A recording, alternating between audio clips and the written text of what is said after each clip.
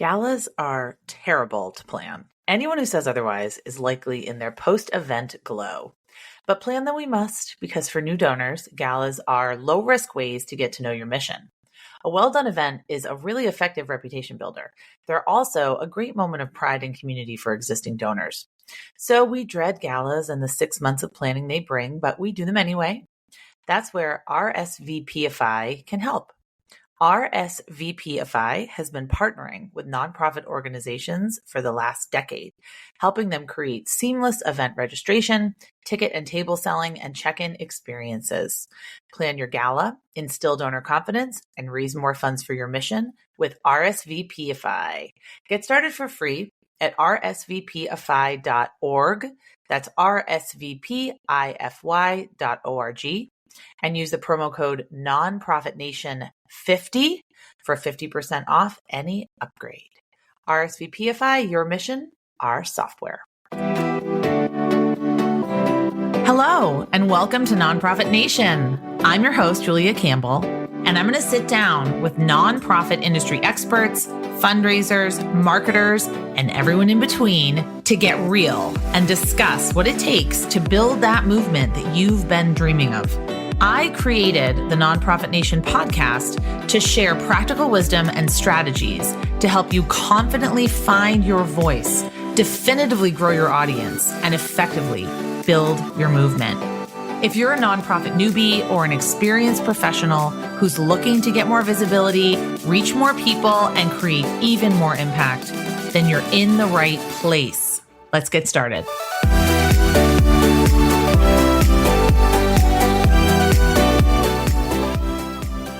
Hello. Hi, everyone. And welcome back to Nonprofit Nation. I'm so excited to be here with you.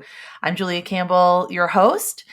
The question we're answering and asking today, how to get more donors in your pipeline. Now, we're going to talk about the recent findings from Gravyty's Donor Engagement and Pipeline Survey, and I will put a link to that in the show notes.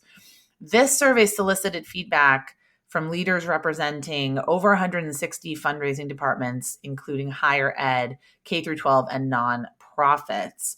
And we're going to break down the findings today and talk about donor discovery, pipeline management, sort of all the things. My guest is Josh Robertson, the Global VP of Product at Gravyty. With over 20 years of experience in fundraising, Josh has a proven track record of developing data-driven strategies based on cross-channel analysis of client performance and building successful product roadmaps. He's enthusiastic about helping fundraisers realize the opportunities which exist when you recognize and act on strategic changes that lead to big results. I love that. So, Josh, I'm so happy to have you here today. Welcome. Thank you very much, Julie, for having me. Excited to be here.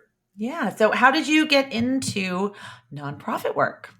Poor college student. I think that would be the best way to describe it. I was halfway through my freshman year. I was through all of my savings and I needed to find a job. And I ended up taking a job at the University of Georgia's Calling Center, which was raising money for the Georgia Fund, and had never done any type of call center work before. It was the hardest job I thought I'd ever had. And I've never considered quitting a job after day one, but that one I definitely did. But I stuck it out, got better at it, called a lot of non-donors those first 6 months, and started really loving it. I love the challenge. I love the downstream impact of the work we were doing, and enjoyed generally just talking to people and connecting with people and finding out what their passions were. And that's how I got my start in the space. Yeah. I think a lot of us fell into it accidentally. So that's a theme that I definitely hear. But we wanted to help people in some way. And then we just sort of fell in love with social change and wanted to make it better. And that's what we're doing. So I want to talk to you about the recently released Donor Engagement Benchmark Report. I'm a huge proponent of donor engagement. I think that we can be much more strategic and data-driven around this. And Gravyty, your company, surveyed a number of fundraising leaders because you wanted to uncover some of the key donor engagement and pipeline trends. Can you tell me like about how this survey came to be, and sort of who is this report meant for? Sure, absolutely. How it came to be is, we, from a product standpoint, we have a lot of conversations with a lot of organizations across all the different verticals we serve. And the common theme that kept coming up more and more frequently was around donor pipeline. How do we build more donor pipeline? And I think that meant something a little different to a lot of different organizations. For some, they felt like their annual giving program wasn't generating enough new donors. For many, though, it was around the pipeline connection between how do we get people to make their first leadership gift, or first mid-level gift, and then how do we move them to the point where they're really ready for a major gift officer. And we started to just see a lot of common challenges that organizations were having in building pipeline. Again, whether it was generating new donors or generating this group of discovery portfolios, or really feeding the major gift officers their next group of prospects. And so, that was the genesis of this, is we just kept hearing this recurring theme and really wanted to help our clients learn a lot more about what was really happening. What's the why behind the drive here? What are some of the strategies and tactics that they're using to meet their pipeline goals? And where can we be of help? Mm-hmm. So when you're talking about pipeline, are you talking specifically more about major gifts, major donors? Yeah, a lot of it I would say was focused around mid-level giving when we Mm. started seeing the survey results. I think that's an area that's seen a lot of growth over the past several years for many organizations, and where I think organizations are continuing to think about how they innovate more around that space. Okay. No, that makes total sense. So how can nonprofits use the findings in the report? Yeah, I think there's a couple things, Julia. One, I think just to understand how their organizations are approaching pipeline building, how that stacks up against peer organizations, right? We always want to know how we compare. And so answering questions like, do we have enough gift officers at different levels? Are we using the right tools and tactics? Are we right sizing our portfolios, right? Are we updating those frequently enough? And then I think the second part is, if I were at an organization today, I would be taking that to really help build a business case for Mhm. either additional investment, or perhaps for pivoting strategy, right? If I want to pull back from doing something that we've just always done before and are afraid to make a change, I would be Mm. using some of those findings to say, if we can't free up additional investment, then how do we take some of our current spend and shift it to some new areas? Mhm. I really believe that nonprofits want these kind of benchmarking, like they want this data because then it helps them build a case, like you said, where they can say, well, first of all, I'm not alone. And secondly, these are things that other people are struggling with, but also to get ahead of the curve, here are some areas that our organization might need to focus on. So I'm just a big fan of data, using data to improve what you're doing yourself, but also to use data to sort of see into the future of what's possible. So I think that's great. So what I wanted to do, I really loved the themes in the book. It's funny because I love a good challenge. I love talking about challenges facing nonprofits. I just think it's something that we can all relate to, and people listening, they're fundraisers, they're marketers, they're development directors, they're volunteer coordinators. I think they really are going to understand a lot of these themes. So I wanted to review the key themes sort of one by one. The first key theme is staffing. So can you tell us about that? Yeah, that consistently comes up in conversations, and we saw it as the big flashing sign when we started looking at our survey results. And I think there's two sides to it. Mm. One is there's a perception that we just don't have enough people, and in our findings, that really manifested itself in we don't have enough gift officers. Some of that was around discovery officers, as we see more organizations start to hire for those type of roles. Different names, right? Is it a discovery officer? Is it a digital gift officer? Is it a digital experience officer? But same type of thing that they're looking for. And then a lot around leadership or mid-level giving. And so there's this perception that we don't have enough people. The encouraging thing is we saw, I think it was around 59% of organizations were Hmm. hiring at least one mid-level or leadership giving officer, but only about a third were looking to hire discovery officers Hmm. at this point in time. And in the forecast, it's always hazy the further out you look, but the forecast for the year ahead was a little less optimistic, right? There was still this great need, but only I think about 71% weren't planning on hiring any more mid-level giving officers after they filled their current roles. And that was shocking to me. That was really Hmm. shocking because there's this continual, I think, need and desire to again feed the pipeline with people that can bridge the gap between annual giving and major giving. Hmm. How much staffing do you think is optimal? I mean, it really depends, I believe, on maybe the budget of the organization or the goals, or what are some things to consider? I think it's budget and goals, but I think part of it is, how large is your donor base today, right? How many people are you generating and where are they falling across, whether it's a pipeline or a pyramid? Are you generating enough people or are you stuck in the middle? I think for a lot of organizations that may be stuck, the number of mid-level donors that they're generating is the same now as it was 4 or 5 years ago. I Hmm. think those are the organizations that should really say, how can adding additional headcount here really help?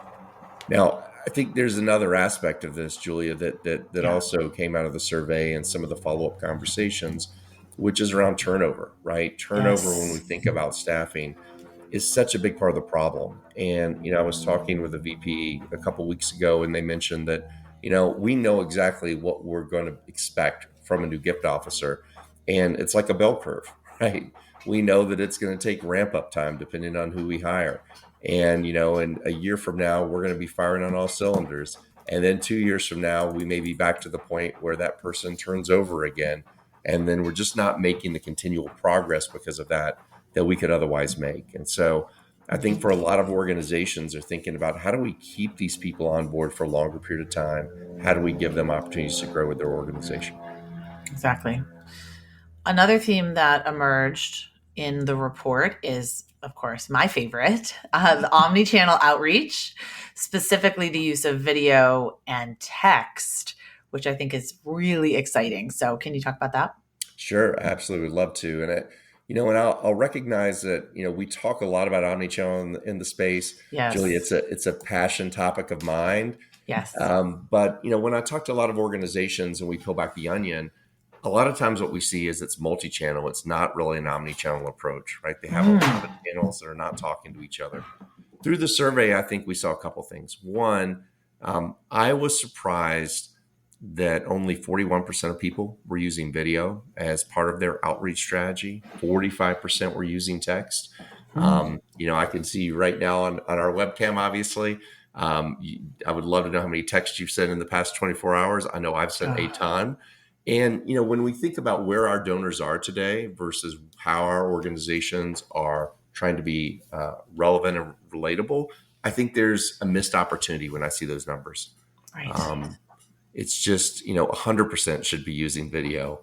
100% should be using texting as part of their outreach.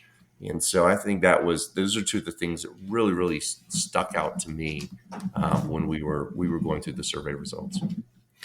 So, what do you think are the sticking points for not embracing omni-channel? Yeah, I think that for a lot of people, it's we would love to do that, but maybe next year, right? Hmm. Or I don't think we have the budget for it now. And it's easy with working with organizations, but not being at them to make this statement. But I think if I were consulting with an organization, I would say, why can't you start testing now? Let's Hmm. not wait 6 months or 12 months. Let's think about in the next 30 days what a successful pilot might look like. What would a successful test look like? And even if that test isn't successful, it doesn't mean that new channel doesn't work. It might mean that your use case didn't work. And I Hmm. think more organizations need to get more aggressive around testing new channels. And then I think the other thing is, I think that more than 41% are using video, but I think the people that were responding to the survey, their group is not using video. And I use the example, Julie, of I was talking to Hmm. someone yesterday, and they said we use video quite a bit for stewardship. Hmm. And I said, okay. I said, so what happens at the end of the stewardship video? And they're like, well, it's just to thank them. And I'm like, well, that's a missed opportunity. What might that donor want to do next with the organization? How Mhm. might we learn more about that donor in that after that stewardship video? And then why are we using it for a single purpose versus thinking about, great, we're using it for stewardship first. How do we start to use that for engagement? How do we start to use that for actual solicitation? And I think sometimes everyone's so busy, we forget to think about, all right, we have tested a new tool or we have sort of adopted it, but how do we expand that usage? I believe that video is so important for stewardship and cultivation.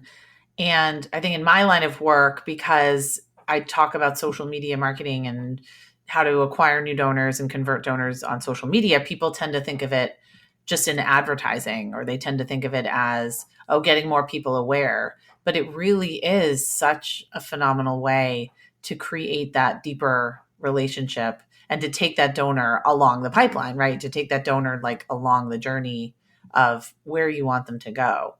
And text messaging, I know, why are nonprofits so late to the party on this? I'm looking at my phone, like you just said, and I have text messages that I've signed up for from a variety of places. Sure, I don't read all of them. Maybe I unsubscribe and then I resubscribe, and it's just like anything else. But I believe that, it really, especially for advocacy organizations or organizations doing events or something that's incredibly timely, that we should be looking at these brand new tools and technologies. Absolutely, right? Especially, it's interesting sometimes I'll hear an organization say that a channel they're using is not working and the solution to get better results is to use more of it. And it's like, Right. okay, It's the that gets back to definition of the bell insanity. curve. You hit your peak and everything you do after is probably going to have declining results. Sure, you should absolutely tweak your subject line and change your text in your email. All those things are important, right? Test different senders. But at the end of the day, you've got to start layering on some other channels that your constituents are using, right? Mhm. And test with that, see what works, and then weave Mhm. them in. So the omni-channel piece, I think, is really, really key. Is think about opportunities to be in front of your donors when it's relevant for them. And I use the example sometimes of if you're, it's easier in higher ed or the K through 12 space, your donor's birthday, right? If they're an alum from your school, send them a birthday message. And sometimes the Mhm. response I'll hear is like, we don't have birthdays for everyone. Great. Send them for those that you do. Um, Right. Why does it and, it, have to be completely 100% perfect?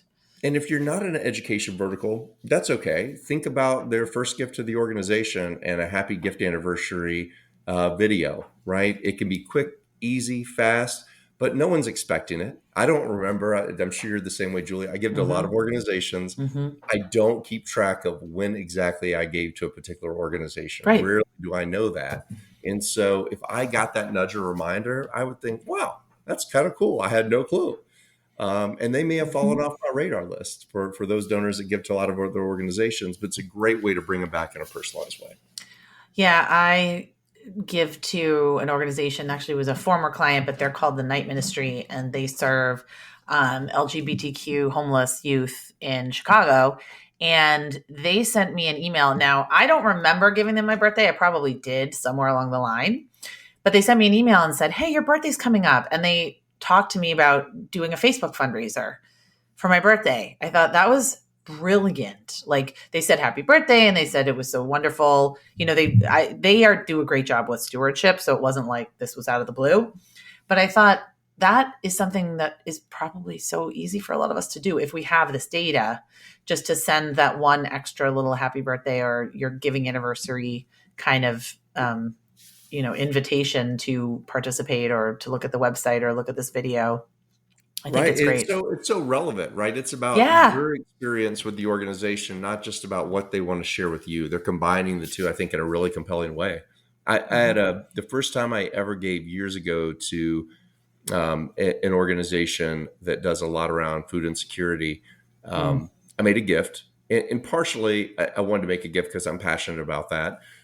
Partially because I wanted to see, I was giving to a lot of organizations. I think it was a Giving Tuesday. I wanted to see, what that post gift experience was. And one of the things that really struck me after I made that gift is they sent me.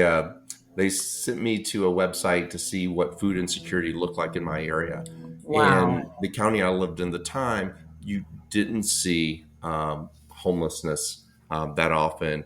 You didn't you just assumed that food insecurity wasn't a thing in that community. Mhm. And when I looked at it, I drilled in and put in my zip code. I was shocked. I was absolutely shocked. And what did it make me want to do? It made me want to do a lot more of that organization. It made me Mhm. want to give more than the 25 or $50 that I gave as my first gift to that organization. And I'm still Yeah. giving them to them today because of that. Love it. Relevancy is so vital. So let's jump into maybe some of the challenges that were identified in this survey and that are discussed in the report. So one of the top challenges is around prospecting and prospecting tactics. So tell us about this finding. Yeah, we really wanted to see how organizations are identifying, their next group of portfolio prospects, and whether that's a discovery portfolio or someone's primary portfolio. Wanted to understand what tools they're using, and this was an area where honestly, Julia, I was a bit surprised. I don't Hmm. think that we've made enough progress in this space in the past several years.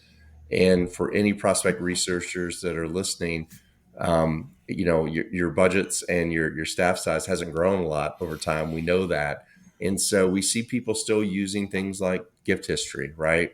The RFM kind of model, which you would expect. We see people using wealth scoring. About 70% used a wealth score. But you talk to a gift officer and say, how valid do you think your wealth scores are? And you see this immediate eye roll, right? It's very rare that they say, wow, I'm glad I got this wealth score and it really delivered a lot of value. And that really put me in front of the right prospect at this point in time. I Hmm. think it's an important data point, but it's not the be all end all when we think of forming a portfolio. A Right. couple of things that really shocked me is less than half were using what we would call wealth events. And Hmm. so, if I'm an executive at IBM and I sold shares, that gets made public. If there's a company and there's an IPO, you know who the officers are in that company. And there's a lot of data that you can access now that help you understand wealth events, right? And so when is someone really coming into maybe a significant amount of wealth and using that as part of your strategy? That may not help if Hmm. someone's not already in your pipeline and you haven't been working with them, but it's something that everyone should be doing. Hmm. Only 31% used a predictive modeling. Hmm. And I was a little surprised by that. Maybe it's because of cost. I think sometimes predictive modeling can fall short if Hmm. you're just modeling very broadly on who your donor base has always been. And I think that's a big area of focus. I think organizations should be looking at their engagement data. I think they should be applying predictive models based Right. on the donors they acquired the previous year or the previous 3 years, not the people they've had in their database giving for 25 or 30 years. Yep. Um, Yep. Wow. That's really interesting. I think that goes to another challenge you identified in the report, which is the challenge of creating strategic priorities. So maybe talk about that and how this all kind of dovetails together. How can we be better about identifying strategic priorities? Yeah, it was interesting to see, and so there were a few areas that surfaced. Some of the things that were called out were portfolio management as a Mm, strategic priority, which is a big catch-all, right? I think about the size of your portfolios. Why do we seem stuck at the same size portfolio that we've had for years? Are we keeping a portfolio for too long of a period of time? Meaning, should we always every quarter be bringing people in, taking people out? We've identified as an area for a lot of organizations. Like, why aren't you filtering people in? I hate to say daily because I think that might make some people cringe. But if mm, I have a giving day or if it's Giving Tuesday, if it's a month or 3 months before those prospects that you might identify make it into a portfolio, you've missed your opportunity. And mhm. so portfolio management was this big topic. Donor retention, and Julia, I'm Oh, sure yeah. we've seen the same numbers. They don't look good. No. And, I think that for a lot of organizations, they want to do more here. I think some of it goes back to what we talked about earlier. They need to deliver a better donor experience, more donor engagement, and and they need to use the channels that their donors are using every day, right? And not just hope that these people are magically going to give again, Mm-hmm. or make the assumption that they're intentionally not giving. I think sometimes donors get busy. Your email and direct mail piece either didn't resonate, or frankly, they just didn't notice it, right? And you can always tweak and tune there, but you've got to bring in some additional channels if you really want to optimize donor retention. And then the last Yes. part was around investing in tech and data management, right? And we are seeing more people saying, if I'm struggling with turnover, if I'm struggling to be able to hire the people I want for some of these roles with the budget I have, what can I do, right? You can't give up on your organization, its mission, and its goals. So if you can't get enough people, you've got to invest in technology. You've got to make the lives of the people that are doing the frontline fundraising work Mm-hmm. easier, more effective, and I think that's a key focus. Mm-hmm. How can we get more people in our organization on board with prioritizing donor engagement? I just know that donor retention numbers, like you said, are abysmally low. And for a lot of my clients, it's, well, my executive director thinks that we're talking to donors too much, or we're emailing too much. And they email, once a month. So I think, oh my gosh, there's this, somehow this assumption that we're annoying our donors. How can we get rid of that and convince the higher ups that we need to be doing more of these things? Yeah, that amazing question. So I think it's qualitative and quantitative, right? It's quantitative in terms of, I think that if we're going to do something new to try to drive better performance, I think we should start out with a hypothesis that we Mm. share across our organization of what we think it's going to do. And we can be wrong, right? But we should at least have that hypothesis, because if we don't, let's say that you started leveraging video a lot more and you're using, let's go back to our example earlier. You're sending happy birthday and happy gift anniversary emails, and we think that's going to improve renewal rate. Well, what Mhm. if it increases renewal rate by 3% or 5%? Maybe that's good. But if we don't set an expectation from the outset that this is our goal, then it's easy, I think, for someone else in the organization to say, we only got 3% more donors from it. Like, I don't know if this was worth the time and money. And now we're trying to defend something that we should have had a point of view on earlier on. To me, like, this is so key, because I've seen a lot of great things be done that have been ripped apart after, because different people had a different expectation of what success looks like. Um, Yes. I think that is just so critically important. Making sure everyone is on the same page with the expectations, because that, I see that all the time as well, especially doing social media fundraising or digital fundraising, where there's never been a campaign done before and everyone thinks they're going to raise $300,000 right out of the gate. And you have to say, okay, well, here's how we can look at things that you've done before, and things other similarly sized organizations have done, and looking at your donor file and all of that. I think absolutely that's what happens is people say, well, I've been posting on Facebook for a month and we only got $100.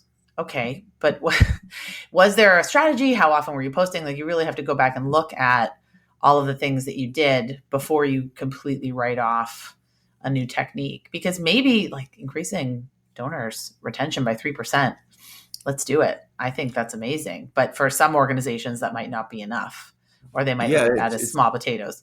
it's interesting you mentioned that, right? So in the world of product management, we talk about retrospectives a lot. So after there's a big release, we always talk about with our engineering colleagues what went well, what didn't go well, and what are we going to change for next time to shore up anything that didn't go well. And I think we should be doing the same thing from a fundraising standpoint, right? And Yep. it's not oh, I want to hide this thing that didn't do well. No, those are the things we absolutely should talk about, not to beat up the idea or the person who championed it, but to make sure that we're driving the organization forward. And I Yep. think the other piece of it, Julia, is the qualitative piece, right? We live in a world where storytelling is really, really important. We all know Mm-hmm. that. Mm-hmm. And it's easy to get lost in an individual donor story and not look at the quantitative results. I think you have to marry the two, right? Yep. So if it was a Giving Tuesday and you put a lot more channels behind it, you had some good success, maybe you set good expectations, I would be looking at the stories for after, right? So it's the, hey, great that we generated $200,000 on Giving Tuesday. That's awesome. 10% increase from last year. But equally as cool, we end up with 20 people that raise their hand that aren't in a portfolio today that are interested in meeting with a gift officer or that signed up to be a volunteer with our organization. And, we looked in our CRM and here's who one of these people are, and they're really interesting. And so I think internally at an organization, you've got to tell those stories to connect back to the people, the strategy that you're executing. I think that's kind of the aha or wow moment for me. I love that thought about qualitative data as well, because sometimes you run a campaign and you hear back from donors that say, oh, I loved this, or I love this story, or I love this video. And all of that should be taken into account. So we should be celebrating these successes and then figuring out how we can grow and build on them for the next iteration of whatever it is that we're doing. But I love that advice. So actually, I wanted to talk to you about fundraising trends. So we talked a lot about challenges. What are some trends you're seeing that you are excited about? One of the big ones is around hyper personalization. I think that people are now using a word that was a scary word in the nonprofit space a few years ago. We all know we need to personalize. There's basic personalization in almost every organization. Those are now table stakes. And I think that for a lot of organizations, they're excited about this, and they're also concerned with how do we do this with the team we have today. And the thing that I always encourage people is how you do it at scale is the right question to ask.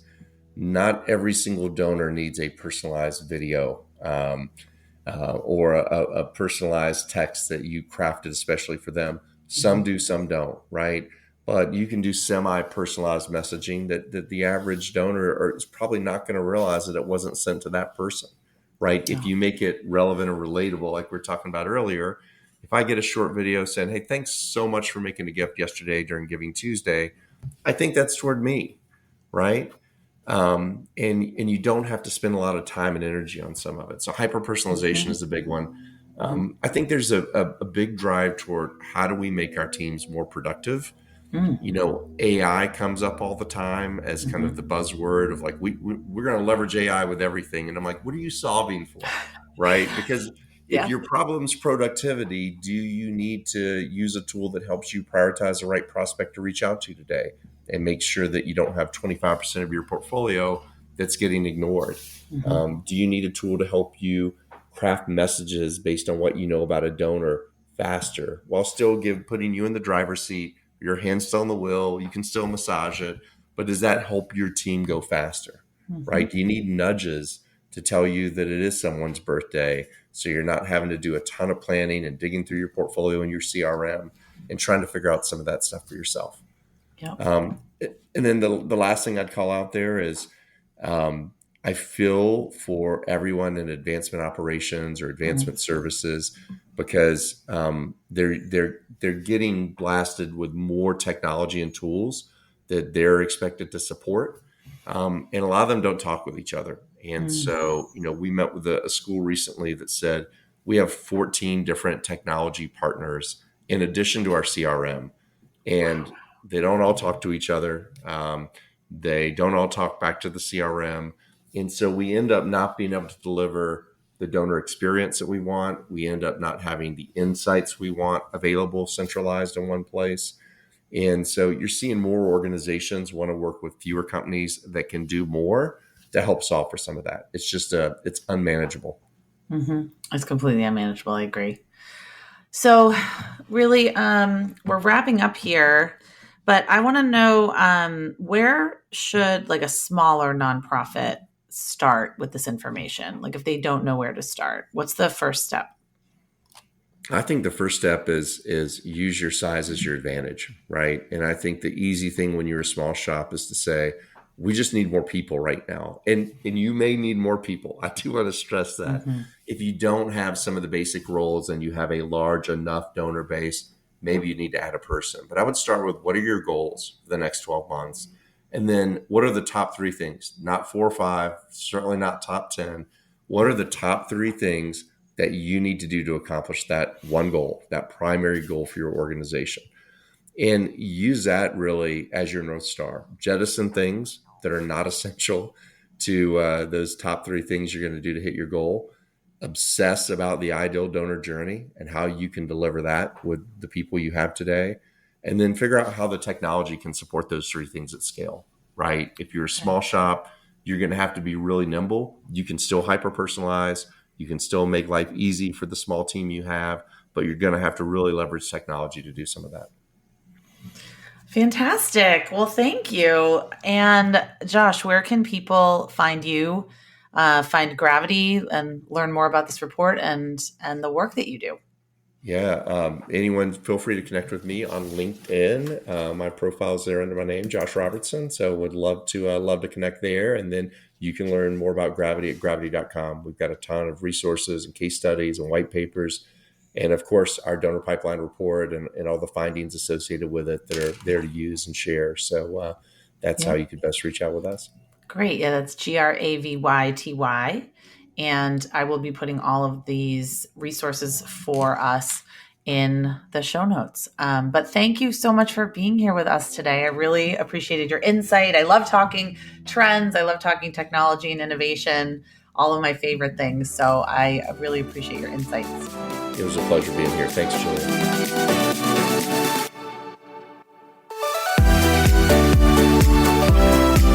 Well, hey there. I wanted to say thank you for tuning into my show and for listening all the way to the end. If you really enjoyed today's conversation, make sure to subscribe to the show in your favorite podcast app, and you'll get new episodes downloaded as soon as they come out. I would love if you left me a rating or a review, because this tells other people that my podcast is worth listening to. And then me and my guests can reach even more earbuds and create even more impact. So that's pretty much it. I'll be back soon with a brand new episode. But until then, you can find me on Instagram at JuliaCampbell77. Keep changing the world, you nonprofit unicorn.